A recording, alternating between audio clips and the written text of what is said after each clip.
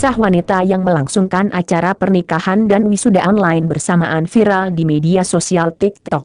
Momen berkesan tersebut dibagikan oleh Firsta Safira Atmayanda. Dia mengunggah video wisuda online yang bersamaan dengan acara pernikahannya melalui akun @firstasafira.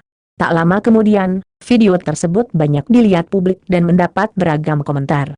Hingga Jumat, 15 Oktober 2021, malam, video yang memperlihatkan wanita memakai kebaya di acara pernikahan dan wisuda itu sudah dilihat lebih dari 1 juta pengguna.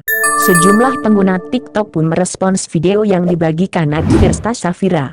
Ada yang memberikan ucapan selamat dan mendoakannya. Turut berbahagia Kak.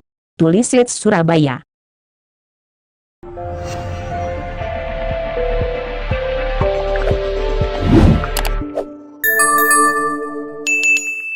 Dapatkan berita update dengan mengklik subscribe, lonceng dan berikan komentar.